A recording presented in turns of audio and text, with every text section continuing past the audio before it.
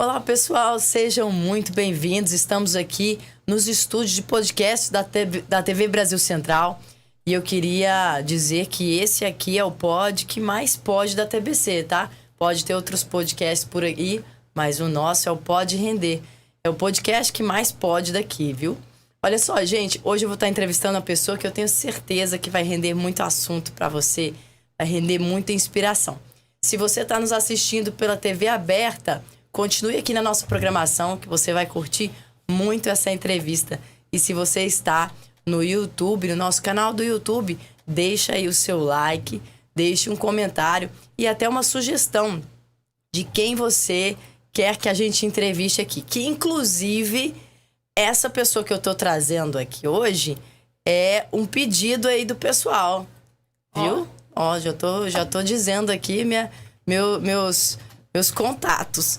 Eles estão pedindo para que eu entreviste a prefeita de Bela Vista de Goiás. Ela é prefeita de lá, além disso, advogada, cooperativista e palestrante. A nossa entrevistada de hoje é a prefeita de Bela Vista, Nárcia Kelly. Seja muito bem-vinda, prefeita. Oi, Rebeca. Muito obrigada pelo convite. É um prazer para mim estar aqui.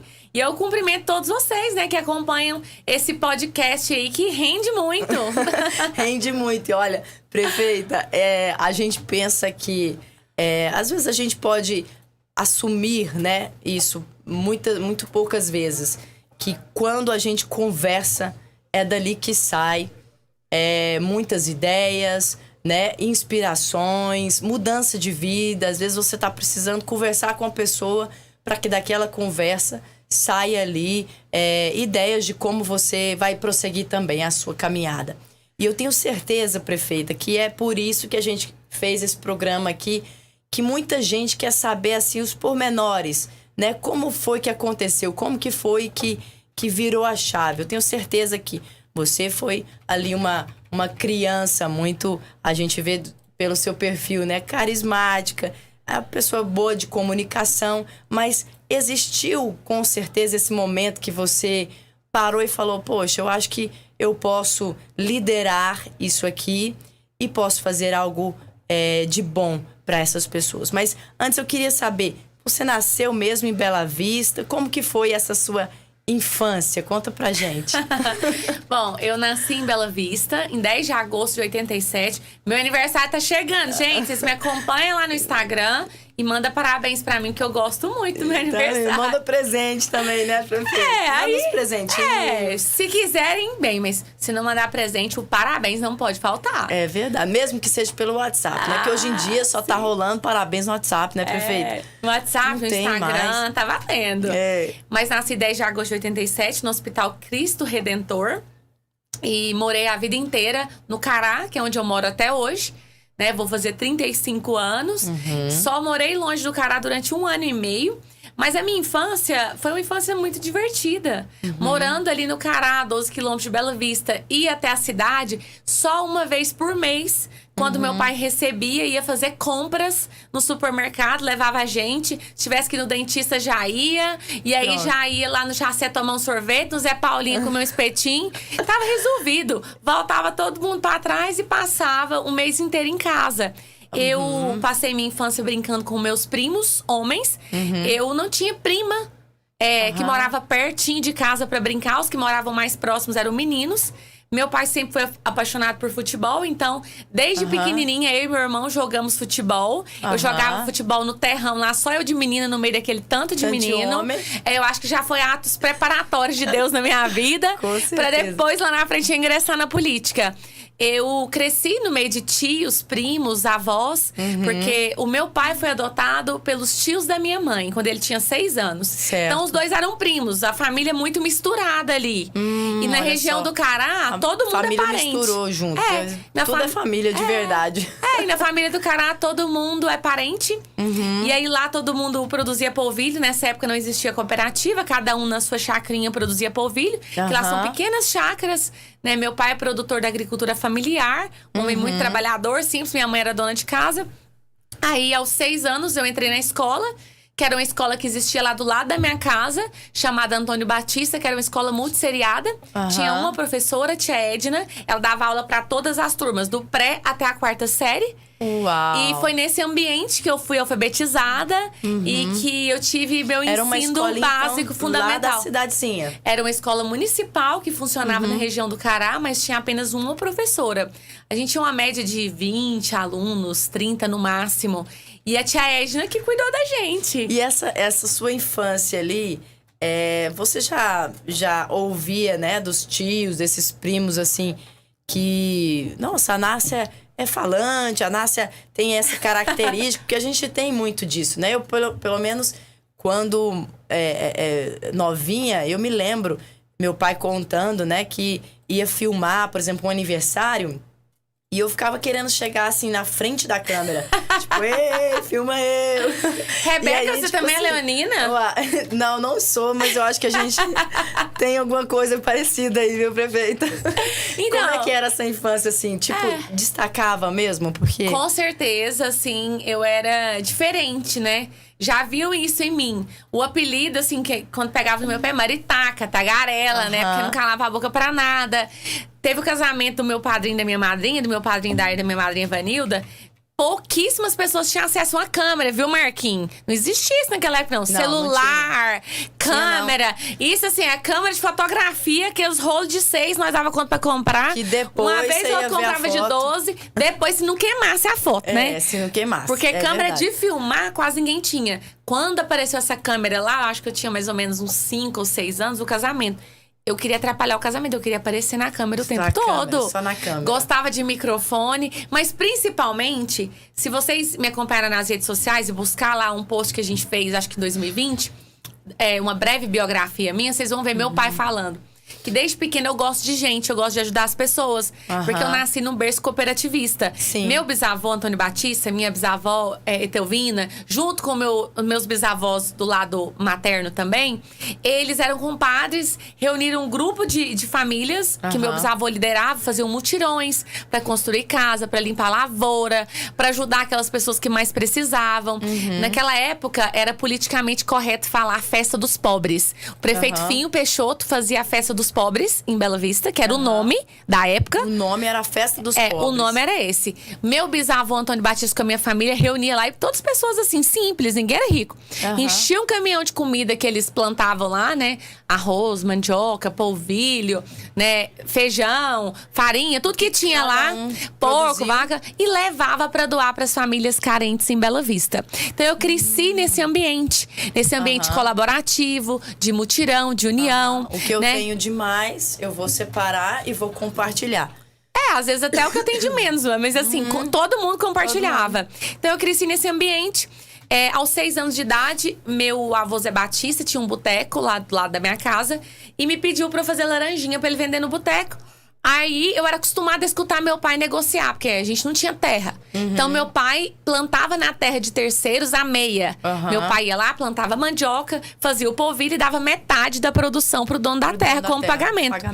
Falei, vou fazer laranjinha com o senhor, mas tem que ser a meia. Olha só. Aí ele, mas você vai ser minha concorrente? Você já ouvia como é que negociava. Você vai ser minha concorrente? Não, vou. Eu vou vender as laranjinhas nas casas. Eu vou pegar minha bicicleta e vou nas casas dos nossos parentes. O senhor vende aqui no boteco pra quem vem aqui, é diferente. Aí ele foi, aceitou o negócio. 6 anos. Meu Jesus. Aí comecei a vender. Depois a comadre Alzira da tia Edna, que era minha professora, vinha de Goiânia pra Bela Vista, vendia lingerie. Aí a minha mãe, meio tímida, não queria pegar pra vender. A tia Edna também não. Aí eu tinha tipo uns 7 anos, 8 no máximo. Falou, mãe, pega que eu vou vender. Minha mãe pegava, mas eu que vendia. Vendia pra todo mundo, sempre fui uma bela comerciante. Aí depois disso comecei a vender produtos na Tucharme, que é a madrinha do meu irmão, que era a comadinha, que era o apelido dela, né? Mas a Suede levava, que o tio dela era dono da fábrica ali em Aparecida. Levava, aí olhinho doutorzinho e vários produtos pro cabelo, pra pele. Aí eu vendia então, também. Você começou a vender a laranjinha e o que foi... Depois foi indo. Que era boa em venda, então qualquer coisa que der na sua mão. Qualquer coisa. Aí eu falava pra minha mãe, nós temos que vender agora, tira gosto pro povo que vem beber no boteco do meu avô. Vou fazer pastel. A gente fazia pastel e eu ia lá e vendia. Nessa vida de comerciante, que desenvolveu muito mais a minha habilidade de comunicação e de persuasão. Sim. Os candidatos políticos da época viu essa liderança numa menina lá do Cará. E aí eles pediam apoio pra mim. Eu trabalhava pra eles nas campanhas. Então eu adorava subir no palanque, pegar no microfone, pedir voto pra eles. Aí vez ou outra que naturalmente foi vendo em você essa característica política. Sim, essa questão da liderança, eu acredito que não é a gente que se intitula líder, como você perguntou, né? Quando que eu falei que seria? Eu nunca falei. Quando o líder nasce, as pessoas veem essa pessoa como líder e elas que falam. Por exemplo… Isso é tão importante que a gente costuma conversar aqui com vários tipos de pessoas que são líderes nos seus setores, certo? Pode ser na área política, ou às vezes na sua empresa. Mas a gente entende que na política especificamente, a gente sente falta dessa naturalidade, essa autenticidade política, né? Onde você não força algo que você quer. Não, eu acho que eu tenho talento para isso. Mas não, as pessoas cobrarem isso e pedirem isso. Olha, nos represente, seja a nossa voz. Acho que isso é muito mais gratificante. Você fala, caramba, me pediram, né? Eles estão querendo. Isso é mais natural e aí se torna mais leve. Não é aquela coisa pesada que muitas vezes a política transparece, né? Isso é interessante. Então, foi algo natural. As pessoas te chamaram. Foi algo muito natural. Fiquei até arrepiada de falar. Fiquei emocionada com essa história. Então, como eu participava das campanhas políticas, pedindo voto, e sempre líder onde eu estava, eu sempre gostava de liderar, sempre comunicava em nome dos demais, né? E sempre as pessoas que pediam, não, fala lá, fala lá. Sempre assim. Aí, quando eu fui pra escola em Bela Vista, eu fui pra Bela Vista, eu tinha 10 anos, fazia a 5ª série. Até a 4ª, estudei nessa escola multisseriada. Aí fui pra Bela Vista, aquele mundo novo, né? Eu tinha uma professora a vida inteira, né? Dos 6 aos 10. Fui pra lá, tinha uns 10 professores, 12, num colégio estadual chamado Pedro Vieira Januário, que hoje é o CEPI. E aí lá eu comecei a vender também docinho, aí eu fazia bolo. Aí eu vi uma menina que fazia trufa, essas trufas que tem fruta dentro, coco e chocolate. Aí eu pus na cabeça que queria vender. Fui lá na JK Embalagens da Janete, comprei as coisas na conta do meu pai, que meu pai fica rindo, né? Você pegou na minha conta da primeira vez. Peguei na conta do papai. Peguei, mas logo depois. E levei. Menina, você precisa de ver. Perdi, Lorena, as primeiras fornadas. Porque eu não sabia o ponto do chocolate e não existia naquela época acesso. Se eu tivesse meu celular, dava um Google aqui, tudo gostoso, pronto, tinha receita. Não. Eu perguntei pra dona da loja mais ou menos como era. Mas o chocolate às vezes grudava, eu sofri, mas eu sou persistente. Mantive firme, aprendi e vendia uma média de 100 bombons por dia depois que eu aprendi. Uau. Ganhava meu próprio dinheiro e continuava apaixonada pela política. E os políticos que eu apoiava, que eram eleitos ou não, sempre falavam: essa menina vai ser prefeita de Bela Vista, essa menina vai ser prefeita de Bela Vista. Aí assim, eu pensava, será? Mas eu gostava muito, né? Eu pensava, vai ser um sonho. Quando falavam isso pra você, existia esse desejo também. Sim, lógico, é um grande sonho, né? Bom. Pensa, isso, né? Eu trabalhava pra eles, eu via que os prefeitos eram quem decidiam tudo da cidade. Faziam bem pras pessoas, eu sempre gostei, fui criada nesse ambiente. Eu pensava, nossa, é incrível, eu era apaixonada pela política desde criança. Sim. Meus pais, por exemplo, não participavam de campanhas eleitorais. Mais tímidos, né? Na deles. E eu sempre apaixonada. O pessoal sempre é acostumado a ver história de políticas, de mulheres principalmente, que são de família política. Sim. Homens que são de família política, que vêm de uma tradição política. No meu caso, não tem essa tradição política. O meu avô materno foi candidato a vice-prefeito uma vez, mas infelizmente não deu certo. Ele gostava, mas assim, não era aquela pessoa ativa na política. Sim, então não tinha ninguém efetivamente, assim, mais próximo seu na política que pudesse ser essa inspiração pra você. É só os amigos mesmo. Os amigos que eu apoiava. Aí eu fiquei decepcionada no ano de 2005, 2006. O vereador que eu tinha apoiado concordou com o fechamento da escola onde eu fui alfabetizada. O prefeito alegou questão de economia. que era mais fácil levar os alunos para Bela Vista e também que não podia mais ter uma escola multisseriado com uma professora só. Aí eu já estava cursando Direito, aí fiz uma manifestação, fui pra televisão, fui no Ministério Público para impedir que fechassem a escola. Infelizmente, fecharam a escola, fecharam. E aí aquelas crianças lá da região, meus afilhados, né, meus primos, não tiveram mais aquele convívio que eu tive, que para mim foi muito importante. Ficar dos 6 aos 10 anos ali, estudando com os primos, ali no meio rural, mesmo, no meu ambiente. Aprendendo, uma professora. do mesmo jeito. Não me prejudicou em nada. Com certeza. Não me prejudicou em nada. Aí eu morei aqui em Goiânia 1 ano e meio, quando eu fiz estágio na prefeitura, na gestão do Íris, né? Vivi os mutirões dentro do poder público. Fiquei mais encantada pela política, porque eu vivia mutirão lá, na vida privada. Na vida pública foi a primeira vez. Mais apaixonada ainda pela política. Em 2007, o pessoal da Cooperativa de Polvilho do Cará tinha tido só 2 anos de fundação a cooperativa. Meu padrinho tinha sido presidente. Eles me convidaram. A gente quer que você volta pro Cará, que você seja candidata a presidente, porque a gente tá sentindo essa dificuldade. Eu fui a primeira pessoa da minha família a entrar na faculdade. Ninguém lá da região, 300 pessoas, ninguém tinha acesso ao ensino superior até o ano de 2005. Quando eu entrei na faculdade.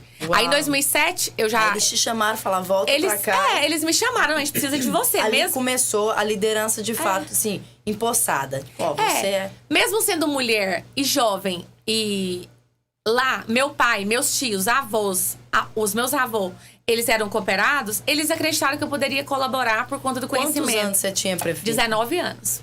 Aí eu fui presidente da cooperativa do Polvilho do Cará, que tinha 52 cooperados. Meu pai era cooperado. Só tinha eu de mulher e a comadre Eliane, que é cooperada até hoje, que era a única mulher cooperada. E aí foi um grande desafio que eu enfrentei lá. O ambiente que eu cresci no Cará, principalmente dentro de casa, nunca foi um ambiente machista onde as mulheres não podiam. Meu pai sempre... Apesar de ter sempre...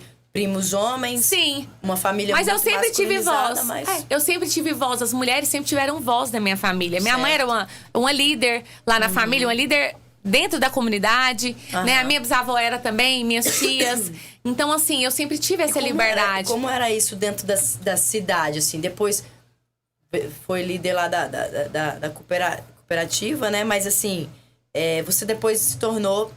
vereadora. O pessoal de Bela Vista mal me conhecia. Tinha já vereadoras, assim, mulheres na liderança da cidade? Não, Rebeca, eu estava na presença da cooperativa, a gente fazia alguns trabalhos, né? Em parceria com a Pestalozzi, a gente fazia alguns trabalhos de intercooperação com a Cooper Belgo, mas muito tímido. Pouca gente do município me conhecia até então. Mas os colegas tinham estudado comigo, porque eu tinha trabalhado 3 meses no Magazine Oliveira, depois fui pra Goiânia pro estágio, depois fui pra cooperativa. Ficando lá na roça. Então não era muita gente que me conhecia. No ano de 2008, eu estava num curso para diretores cooperativistas da PUC aqui, presidente da cooperativa, indo super bem. Recebi a notícia no sábado cedo. Chegaram aqui com flores pra mim. Ontem teve uma pré-eleição lá no Cará, voto secreto. Todo mundo da comunidade votou para ver quem vai ser o nosso candidato a vereador. Tinha outras pessoas interessadas e eu, nessa época, tava magoada por conta do fechamento da escola. Foi o pessoal que tipo assim... Eles queriam alguém para representá-los aí no caso. Me escolheram com 68% dos votos nessas prévias lá do Cará, para eu ser a candidata. É aí que eu te digo. A liderança na minha vida não foi uma imposição da minha parte, mas foi um pedido da comunidade onde eu nasci, onde eu vivo. Um pedido daquelas pessoas que queriam ser representadas e viam em mim essa condição de representá-las. Então, quando eu fui convidada para ser presidente da cooperativa, foi convite. Quando eu fui escolhida para ser candidata a vereadora, foi uma pré-eleição. Que teve lá no Cará, uma prévia.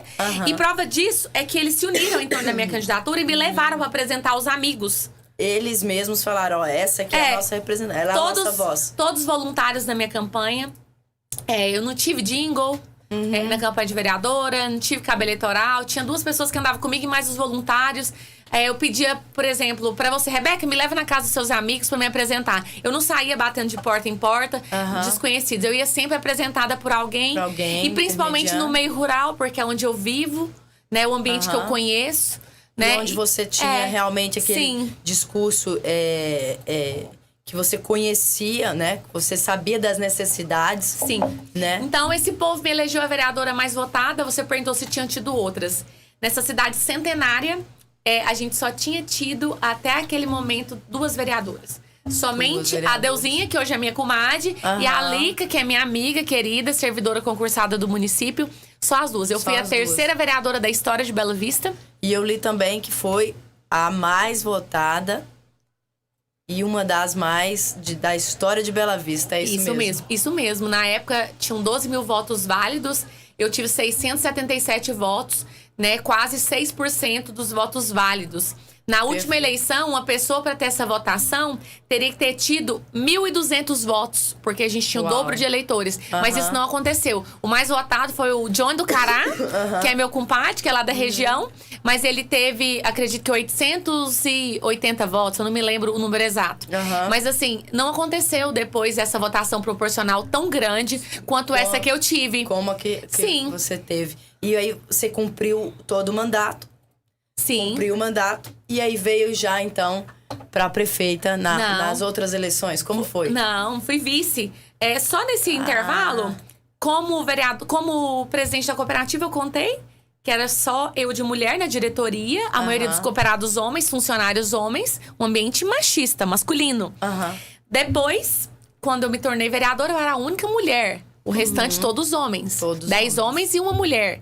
Um ambiente masculinizado. Durante o período eleitoral, quando eu tinha 19 anos, às vezes eu escutava de uma mulher ou de outra. Menina, isso não é coisa pra mulher, não, e tal. Por quê? Não era comum em Bela Vista mulheres na política. Sim. E as que tinham entrado, tinham tido um mandato e tinham saído. E pronto. Porque a política é um ambiente muito, como é que eu vou falar? Nocivo em determinadas ocasiões. A gente precisa ter muita fé em Deus e uma cabeça muito firme, senão decepciona e acaba desistindo. Então era aquele ambiente. No entanto, graças a Deus, eu tive 677 votos. Fiz um trabalho voltado para o empoderamento feminino, a participação da mulher na política, valorização do homem do campo, da agricultura familiar, do cooperativismo. Me tornei advogada nesse período, o que foi muito importante para mim. Advoguei lá em Bela Vista durante 1 ano para aquelas pessoas que mais precisavam, lá dentro do escritório, junto com o Dr. Nonato. Foi muito bacana para mim essa experiência. Aí, em 2012, o prefeito da época, que eu era líder dele na Câmara, trocou o vice-prefeito e me convidou para eu ser a candidata a vice-prefeita dele. Então, nós fomos para a campanha, ganhamos a eleição. Infelizmente, eu não participei da gestão, foi uma opção dele que eu não participasse na época. O que foi muito bom para mim. Na época, eu pensava que era péssimo, mas aquilo... Coisas ruins que acontecem, que às vezes são uma nova oportunidade para você. É nas dificuldades que você pode encontrar uma nova oportunidade. Sim, eu não tive a oportunidade de trabalhar na gestão que eu fui eleita vice-prefeita. No entanto, eu usei esses 4 anos para visitar ainda mais a população belavistense, entender as demandas da cidade e preparar minha pré-campanha para prefeita. E eu tive todo o apoio do governo do estado nessa época também, e de outras pessoas que acreditavam em mim. E as pessoas queriam que eu fosse a próxima candidata. Nas eleições que eu fui candidata a vice-prefeita junto com o ex-prefeito, no ano de 2012, quando a gente ia pedir o voto na porta da casa da pessoa, as pessoas falavam: prefeito, a próxima prefeita é a Nárcia. Então, Deus sempre teve uma missão tão grande na minha vida que Ele falava comigo através das pessoas. Não era uma coisa que nascia em mim. Porque se fosse só em mim, eu acho que eu não teria forças suficientes para enfrentar todas as dificuldades. Se fosse uma luta pessoal. Sim. Né? Quando a gente encontra esse propósito, dá muito mais força pra gente. E acaba que se é uma coisa própria, acontece o que a gente acabou de dizer. A pessoa às vezes entra, mas ali não permanece. Porque não é algo que flui, né? Que segue. Mas aí fluiu. Então, assim, eu fui a terceira vice-prefeita da história da cidade também. A gente teve a doutora Orlandina, que é uma médica. A gente teve a professora Sônia. Ambas são minhas amigas. Mas tiveram um mandato de vice e não entraram mais na política. E aí, no ano de 2016, eu tinha passado já toda a minha pré-campanha, preparado um plano de governo. Nós estávamos reunidos, os partidos. A gente tinha uns 10 pré-candidatos a prefeitos nesse grupo. E a gente combinou que faríamos pesquisas. Quem tivesse em primeiro seria o candidato a prefeito. Em segundo seria o vice. E o restante dos partidos iriam apoiar. A maioria dos partidos cumpriram a palavra. Outros não. Mas o fato é que eu estava em primeiro em todas as pesquisas. Em todas as pesquisas. Sim. E o vice-prefeito Juliano... Isso muito bom para a cidade, porque é o que a gente vê muito, essa polarização, né?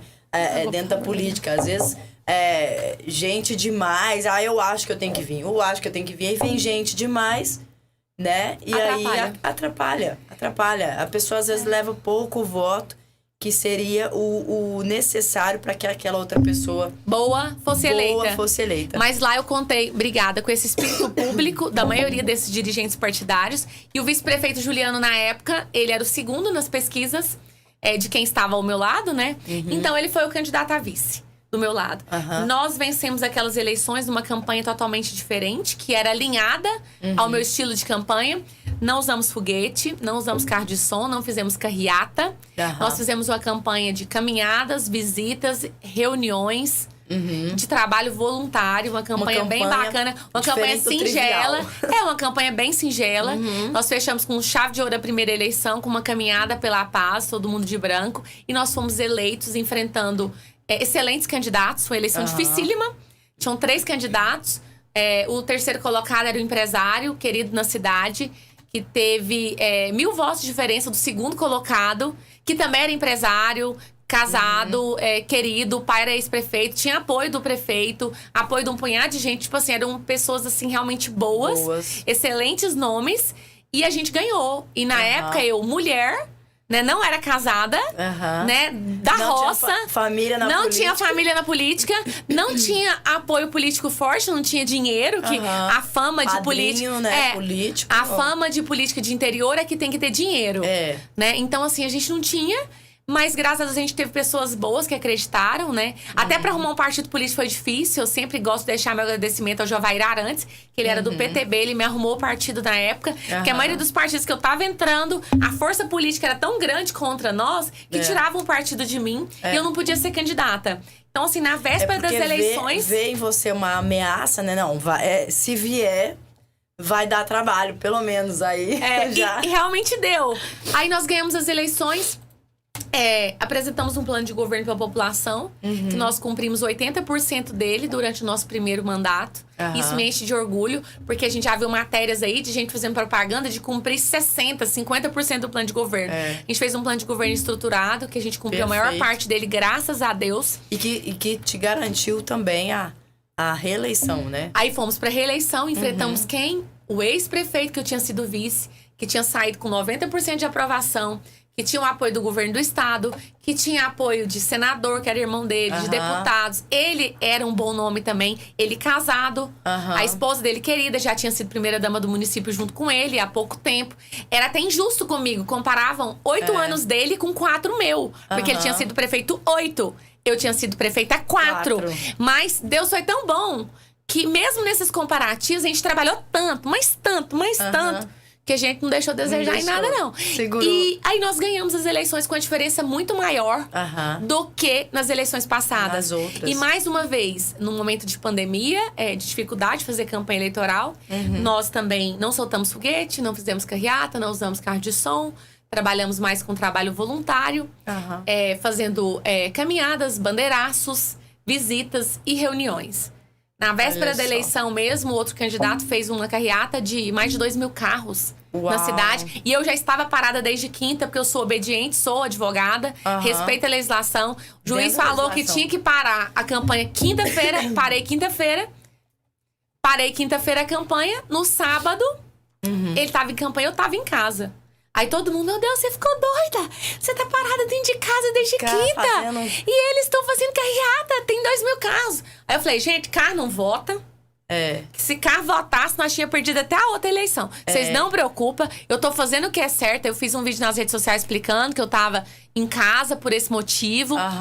Então, assim, a gente enfrentou a campanha difícil. Não, e assim, confiante, né? Confiante. Fiz o meu trabalho também quando eu tinha que fazer. Enfrentamos uma campanha difícil, com muita fake news. Quando a mulher está na política, eu percebo, Rebeca, que a nossa feminilidade, a nossa sexualidade, ela é muito questionada, né? Até a nossa vestimenta. Você não vê isso acontecer com os homens públicos. Ninguém fica preocupado se o presidente, se o governador, se o deputado, se o prefeito tá vestindo uma roupa rosa ou azul, se ele tá de sapato ou se ele tá de botina. Ninguém preocupa com isso. Até porque é bem mais difícil, realmente, né? Você acordar estar pronta pro dia, né? Agora quando é mulher, quando é mulher a gente enfrenta isso, eu enfrentei muita dificuldade, mas assim, o povo esteve ao nosso lado. Foi muito bom e a gente tá aí trabalhando. E eu deixei aqui, prefeita, algo que eu quero encerrar, né, para que as pessoas que estão nos assistindo venham junto com a gente torcer por você, porque não basta ser prefeita, a gente vê que tem muitas pessoas que teve a oportunidade de ser prefeito, ser vereador, mas enquanto você tiver esse poder na mão de fazer algo consistente e que seja lembrado, seja perene, seja marque a sua geração. E eu vi que você ganhou uma premiação, né? E aqui agora, no dia 28 desse mês agora, você tá indo para Brasília para competir aí a nível nacional. Explica rapidamente pra gente isso, como foi isso. E aí eu já quero convidar, né, os nossos goianos que estão assistindo pra gente torcer para que a prefeita Nárcia leve essa premiação, né, que já é sucesso, você já ganhou aqui, né, da nossa região. Mas explica um pouquinho só isso aí pra gente.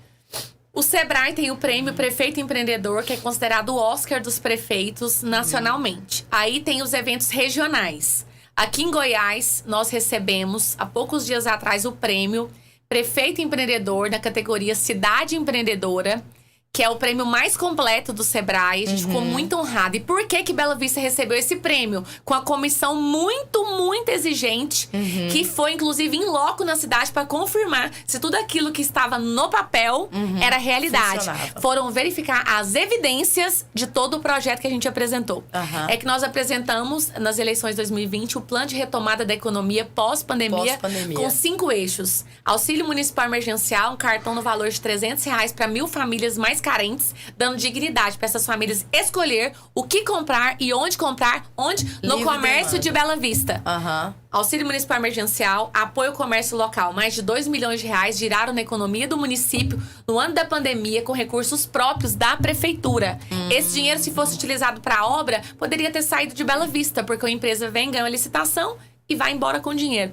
Mas esse dinheiro girou a economia da nossa cidade. Atração de novas empresas e geração de empregos. Ao longo dos últimos anos, mais de 300 empregos foram gerados. A gente criou o polo agroindustrial. Estamos incentivando o empreendedorismo na nossa cidade. Muitas pessoas têm aberto o mês. Bela Vista é uma cidade empreendedora e a gente faz um trabalho forte nesse sentido. De geração de emprego e também de aberturas de autonomia, de negócios próprios da população belavistense. Cursos profissionalizantes. O Auxílio Municipal Emergencial de Bela Vista não é transferência de renda, mas é um projeto de promoção social. Todas as famílias beneficiárias tinham o dever, a contrapartida, de fazer um curso profissionalizante. Ou a pessoa que recebeu o cartão ou alguém de dentro da casa. Pra gente deixar ali a sementinha do empreendedorismo, a sementinha do cooperativismo, a sementinha de uma formação com que aquela pessoa possa entender a importância de sair daquela situação de vulnerabilidade, viver do suor do próprio trabalho. Quinto eixo, apoio psicológico a essas famílias. Perfeito. Esse plano começou a ser executado em janeiro do ano passado. E vai ser concluído só no final do nosso mandato, que a gente continua monitorando as famílias, vendo quem já está no mercado de trabalho, quem está empreendendo, quem ainda não está. Vamos oferecer curso de reciclagem esse ano, ano que vem, no próximo ano. Né? A atração de geração de empregos continua. Nós não paramos. Política pública inovadora, né? Que eu fico vendo muita gente vindo com um rosto novo para a política, mas com velhas práticas. Então, isso aí é realmente de se aplaudir, né? Parabéns ao Sebrae porque escolheu a prefeita. E aí, dia 28 é esse prefeito. Aí dia 28 agora estaremos em Brasília. Só 2 prefeitos goianos ganharam o prêmio nacional até hoje. O prêmio existe há mais de 20 anos. Uau. Somente o prefeito Haroldo, que hoje é o nosso presidente da FGM. Um abraço, prefeito. E o prefeito Itamar de Sancrelândia. Ó, a língua enrolou. É difícil mesmo. Prefeito Itamar de Sancrelândia também foi vitorioso na categoria nacional. Agora nós estaremos lá representando Bela Vista, mas representando Goiás nessa categoria Cidade Empreendedora. E eu estou na torcida, mas só de participar, só de ter ganhado aqui, nós já estamos muito felizes e na certeza de que realmente a gente está no caminho certo. Com certeza, tenho certeza disso, prefeita. muito obrigada pela entrevista. Acho que a gente vai ter que marcar outras, porque esse pessoal da TV Brasil Central tá me dando pouco tempo na TV. Eu acho que a gente precisa aumentar esse tempo aí, vocês não acham? Deixa no comentário aí, viu? Prefeita, muito obrigada mais uma vez. Vamos marcar outras entrevistas aqui pra gente saber um pouco mais sobre os seus projetos, que eu quero saber. Eu tenho certeza que rendeu muito aí pra você, né? Muito assunto, muita coisa boa, muita inspiração. Muito obrigada, prefeita. E na próxima entrevista, você fique ligado aí na próxima quinta-feira, 2h. Eu quero você aqui junto com a gente. Esse é o Pod que mais pode da TBC. Esse aqui é o Pode Render. Um grande abraço. Obrigada, um abraço.